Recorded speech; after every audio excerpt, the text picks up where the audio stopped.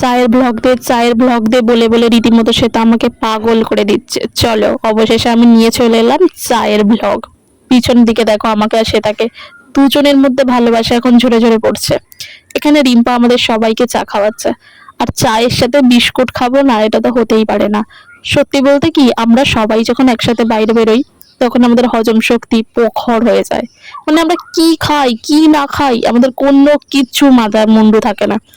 যা রাস্তায় দেখি যেটা ভালো লাগছে সেটাই আমাদের খেতে হবে, এরকম একটা ব্যাপার। হঠাৎ আমরা কলকাতার ফুটপাথ ধরে হাঁটছিলাম, একটা চায়ের দোকান দেখতে পাওয়া গেল, ব্যাস চা খাওয়া শুরু হয়ে গেল। আর ওদিকে আমাদের দুজনকে দেখো, আমরা কিন্তু একসাথে চায়ে চুমুক দিলাম, মানে ভাবা যায় ভালোবাসা আর কি বলবো। সে তার আর আমার ভালোবাসা ঝরে ঝরে ঝরে ঝরে পড়ছে। যদিও সে তার সাথে আমার প্রায় 6-7 বছর পর মনে হয় দেখা হলো। বিয়ের আগে তো দেখা হয়েইছে, তবে বিয়ের পরে প্রথমবার সে তার সাথে আমার দেখা হলো।